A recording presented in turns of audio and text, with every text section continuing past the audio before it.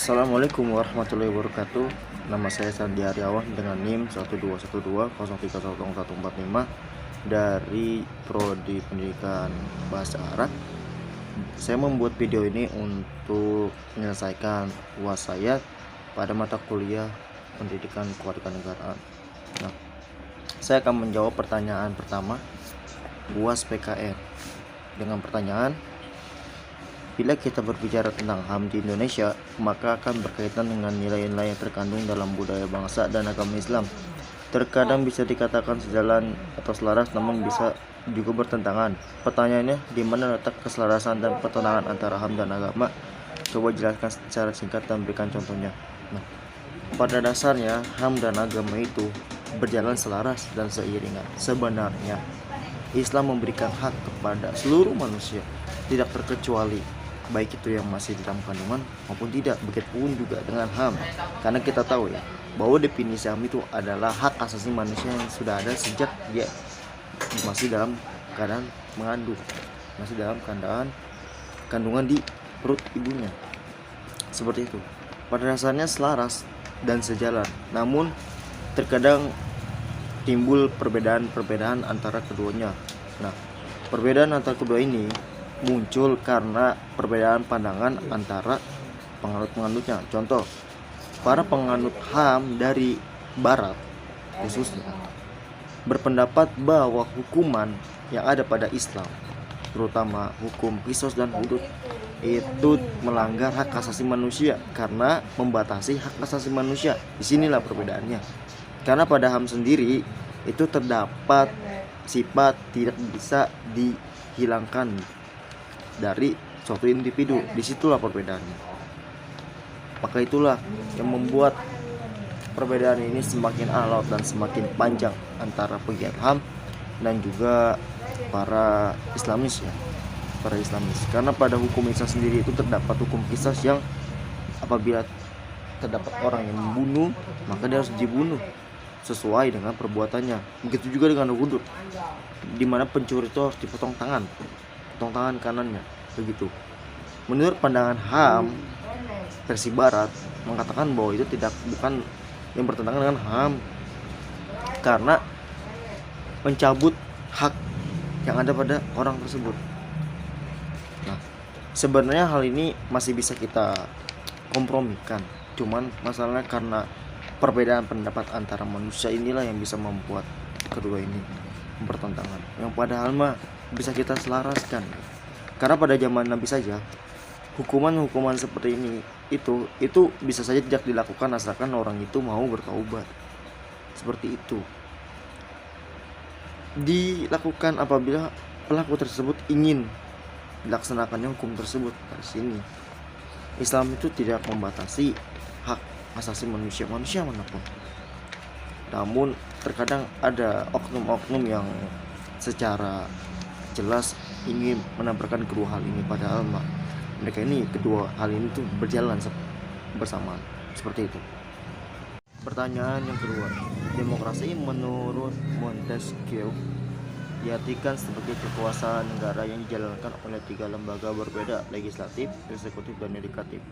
Masing-masing institusi tersebut harus berdiri secara independen tanpa dipengaruhi institusi lain sehingga tidak mengganggu kinerjanya. Jelaskan bagaimana relasi di antara tiga lembaga legislatif, eksekutif, dan yudikatif dalam mencapai tujuan nasional.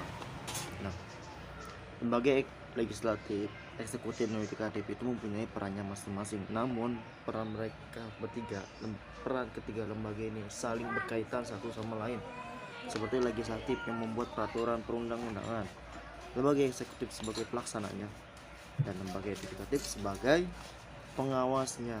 Nah, dari ketiga lembaga ini kita lihat tadi saling berhubungan satu sama lain, tidak terpisah.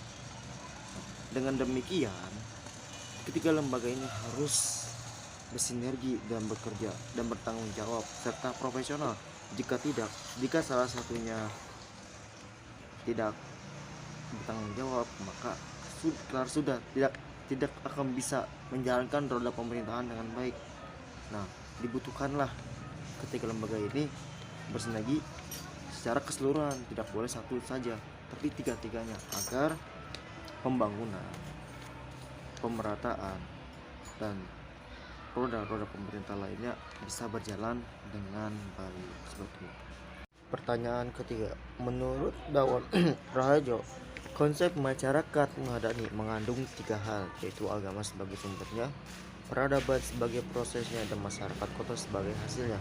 Pertanyaannya, apa konsep tersebut sesuai dengan model masyarakat kota yang dibangun oleh Nabi Muhammad di Madinah? Sangat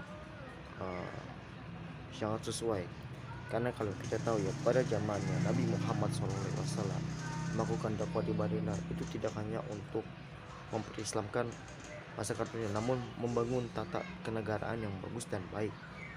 Sebagai Islam pondasinya dan peradaban yang sangat gemilang pada masa itu menghasilkan masyarakat yang unggul. Seperti kita tahu ya, banyak sekali masyarakat yang unggul yang terlahir dari usaha yang dilakukan Nabi di Madinah. Banyak sekali, seperti Amr bin As, Khalid bin Walid, Utsman bin Affan, semuanya, baik yang dari kaum Muhajirin dan kaum Ansor, itu adalah hasil dari yang dibangunnya oleh Nabi Muhammad SAW dari segi agama sebagai fondasi dan juga peradaban. Radikalisme yang terjadi di Indonesia harus diposisikan sebagai persoalan serius yang perlu segera untuk ditangani karena bertentangan dengan prinsip demokrasi dan nilai-nilai yang terkandung dalam Pancasila, sehingga mengancam keutuhan NKRI. Pertanyaannya, bagaimana upaya efektif mitigasi radikalisme kepada para pemuda? Upaya yang bisa dilakukan oleh entah itu tenaga pendidik, entah itu aparatur masyarakat sebagai pengayomi, yaitu adalah menanamkan nilai-nilai nasionalisme sejak usia dini ya, sebelum mereka mampu berpikir dengan baik. Seperti semenjak mereka masa kecil, masa remaja, sampai masa dewasa. Dan tidak hanya itu,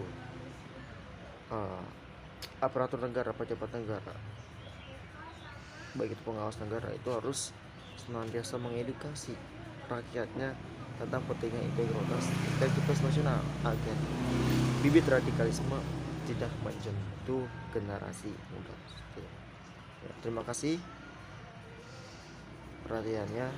Apabila terdapat kata-kata yang kurang berkenan dan kata-kata yang salah yang enggak sepantasnya saya ucapkan, saya mohon maaf yang sebesar-besarnya. Wassalamualaikum warahmatullahi wabarakatuh.